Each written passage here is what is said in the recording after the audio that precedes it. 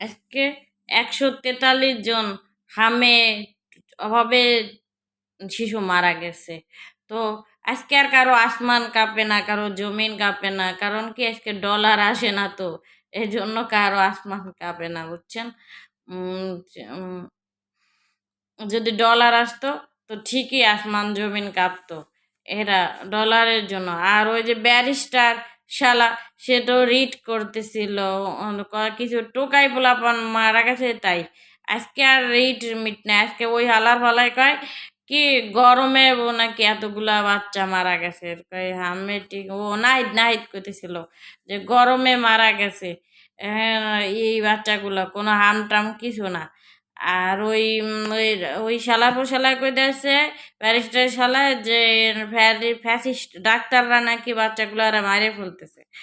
আর বিএনপির মন্ত্রী বলতেছে যে 2020 সাল থেকে আজকে পর্যন্ত টিকা দেওয়া হয় নাই। তাহলে যে বাচ্চাগুলা মারা গেছে এগুলার বয়স 17 মাস, 18 মাস, 11 মাস। তাহলে 2020 সাল থেকে আজকে 26 সাল, এর ভিতরে টিকা দেওয়া হয় নাই।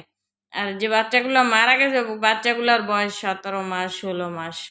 এই হলে এদের অবস্থা, বুঝছেন? নেশাখোরের মতো উল্টাপাল্টা কথাবার্তা।